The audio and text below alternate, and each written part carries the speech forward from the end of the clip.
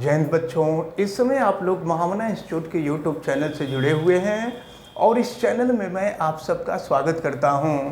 आज आप लोग क्लास 9th केमिस्ट्री हिंदी माध्यम एनसीईआरटी बुक के फर्स्ट चैप्टर हमारे आसपास के पदार्थ के अभ्यास प्रश्न को आज हम लोग शुरू करेंगे। और अभ्यास प्रश्न में सबसे पहले हम लोग क्वेश्चन नंबर 1 यानी प्रश्न नंबर 1 को देखेंगे। प्रश्न नंबर 1 दिया हुआ है, निम्नलिखित तापमानों को सेल्सियस इकाई में परिवर्तित कीजिए। सेल्सियस को हम डिग्री सेंटीग्रेड भी कहते हैं। एक चीज़ हम आपको बता दें कि डिग्री सेंटीग्रेड को स्मॉल टी से प्रदर्शित किया जाता है और जब इसमें 273 जोड़ देते हैं ना तो यह परम ताप में परिवर्तित हो जाता है, जिसको हम केल्विन कहते हैं और केल्विन को कैपिटल टी से प्रदर्शित किया जाता है। तो अब याद रखे रहिए, स्मॉल टी डिग्री सेंटीग्रेड में होता है और कैपिटल टी जो है केल्विन में होता है। तो अब देखना है कि ए पार्ट में आपसे क्या कहा जा रहा है। निम्नलिखित तापमानों को सेल्सियस इकाई में परिवर्तित कीजिए। सेल्सियस में परिवर्तित करना है तो पहला जो टेम्परेचर दिया हुआ है वह 300 केल्विन है। तो जब केल्विन में होगा तो यह कैपिटल टी का मान होगा। याद रख रहिएगा, केल्विन में दिया रहेगा तो वो कैपिटल टी का मान होगा, अगर सेल्सियस में दिया होगा तो वो स्मॉल टी का मान होगा। और देखिए, सेल्सियस में परिवर्तित करना है यानी स्मॉल टी का मान आपसे पूछ रहा है। तो अब रख देते हैं कैपिटल टी के जगह पे, ये हो जाएगा 300, स्मॉल टी का मान ज्ञात करना है और धन हो जाएगा 273। तो 273 को हम अपोजिट साइड में लाएंगे तो ये हो जाएगा 300 ऋण 273, ये बराबर टी।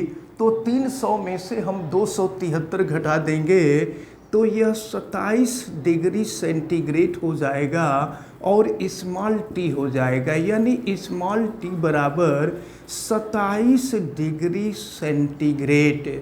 तो ये पहला आंसर मिला। आपसे कहा जा रहा था कि 300 केल्विन को डिग्री सेंटीग्रेड में परिवर्तित कीजिए।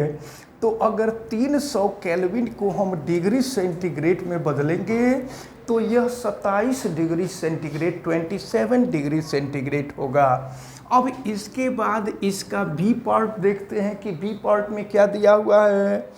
573 केल्विन दिया है, ये दिया है 573 573 केल्विन। तो ये भी केल्विन में है, तो जो केल्विन में होता है वो कैपिटल टी का मान होता है। इसका मतलब कैपिटल टी का मान दिया है और स्मॉल टी का मान डिग्री सेंटीग्रेड का मान आपसे पूछ रहा है। फिर इसी फार्मूले का हम लोग यूज करेंगे। तो कैपिटल टी के जगह पे हम कर देंगे 573 और ये बराबर स्मॉल टी और प्लस हो जाएगा 273। तो 273 को हम अपोजिट साइड में ला देंगे तो फिर ये हो जाएगा 573 और ऋण हो जाएगा 273 बराबर टी। तो 573 में से 273 को हम घटा देंगे तो ये हो जाएगा आपका 300 डिग्री सेंटीग्रेड बराबर टी, यानी टी बराबर हो जाएगा 300 डिग्री सेंटीग्रेड। तो ये सेकंड का हमें आंसर मिल गया। तो इस प्रकार आपने देखा 300 केल्विन को डिग्री सेंटीग्रेड में हमने कन्वर्ट किया तो ये 27 डिग्री सेंटीग्रेड हो गया और 573 केल्विन को जब हमने डिग्री सेंटीग्रेड में परिवर्तित किया तो यह 300 डिग्री सेंटीग्रेड के बराबर हुआ। अब हम लोग क्वेश्चन नंबर 2 को देखेंगे। क्वेश्चन नंबर 2 में दिया हुआ है, निम्नलिखित तापमानों को केल्विन इकाई में परिवर्तित कीजिए। केल्विन में परिवर्तित करना है यानी कैपिटल टी में परिवर्तित करना है। और देखिए तो डिग्री सेंटीग्रेड में दिया है तो डिग्री सेंटीग्रेड तो स्मॉल टी होता है, तो डिग्री सेंटीग्रेड में कोई भी मान होता है तो वो स्मॉल टी में होता है, और केल्विन में निकालना है, इसका मतलब कैपिटल टी निकालना है। तो चलिए फार्मूला हमने अभी आपको बताया कि कैपिटल टी बराबर स्मॉल टी धन प्लस 273 हो जाएगा। तो कैपिटल टी की वैल्यू स्मॉल टी 25 दिया हुआ है और प्लस ये है आपका 273। अब इसको जोड़ दीजिए तो ये 8 हो गया और ये हो जाएगा 9, ये हो जाएगा 298 केल्विन हो जाएगा, ये चेंज हो गया। तो 25 डिग्री सेंटीग्रेड को अगर आप केल्विन में कन्वर्ट करेंगे तो ये 298 केल्विन के इक्वल होगा। इसी तरह से इसका बी पार्ट दिया हुआ है, बी पार्ट में 373 डिग्री सेंटीग्रेड दिया हुआ है। तो 373 डिग्री सेंटीग्रेड यानी स्मॉल टी का मान दिया हुआ है। इसे भी हमें कैपिटल टी में परिवर्तित करना है, तो कैपिटल टी बराबर स्मॉल टी धन 273 हो जाएगा। तो कैपिटल टी बराबर स्मॉल टी की जो वैल्यू है ये दिया हुआ है 373 और ये हो जाएगा 273। जोड़ लीजिए दोनों को, तो 3 3 6 हो जाएगा, 7 7 14, फिर 14 के 4 हासिल 1 हो जाएगा, 3 2 5 1 6 हो जाएगा। तो ये हो जाएगा 646 केल्विन, यानी 373 डिग्री सेंटीग्रेड को अगर हम केल्विन में कन्वर्ट करेंगे तो ये हो जाएगा 646 केल्विन। अब इसके बाद हम लोग क्वेश्चन नंबर 3 को देखते हैं। क्वेश्चन नंबर 3 में दिया हुआ है, निम्नलिखित अवलोकनों हेतु कारण लिखें। यानी जो घटनाएं दिया हुआ है नीचे, जो घटनाएं घट रही हैं उनका कारण क्या है।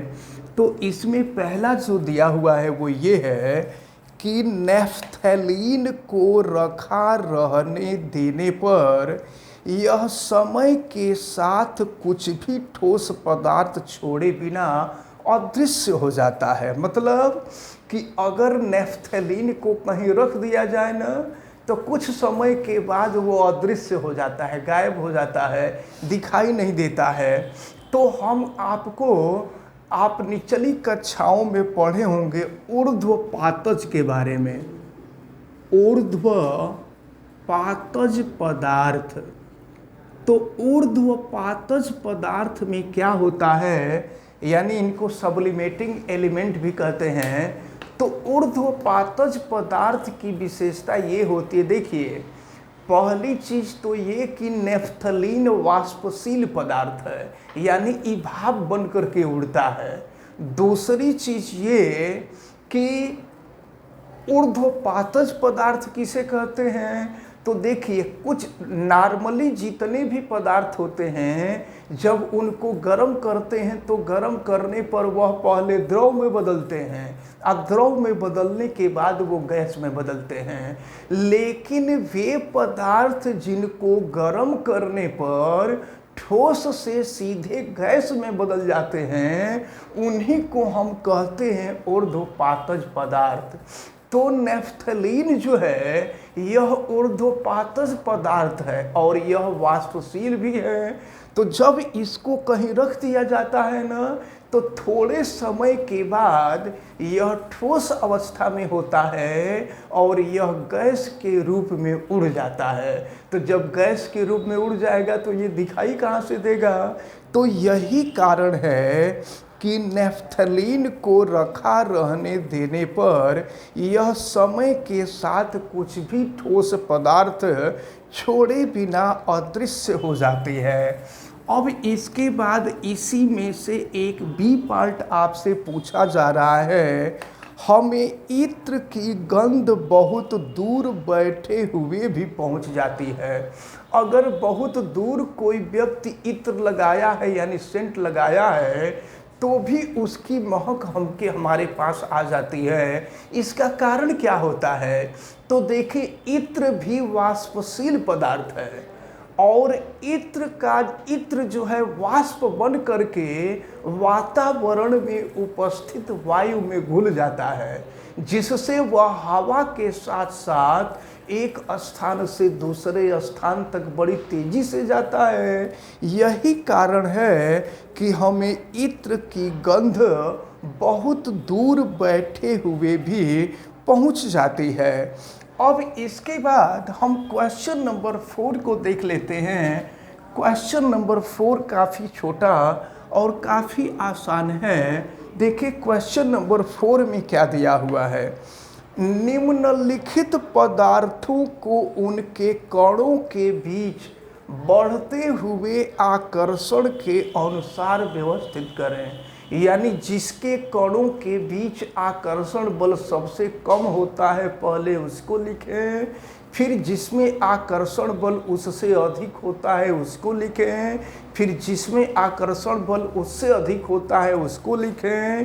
तो एक बात समझ लीजिए, गैस के अणुओं के बीच आकर्षण बल सबसे कम होता है, द्रव के अणुओं के बीच आकर्षण बल उससे अधिक होता है और ठोस के अणुओं के बीच आकर्षण बल सबसे अधिक होता है। तो आप देखें, जल दिया है, चीनी दिया है, ऑक्सीजन दिया है।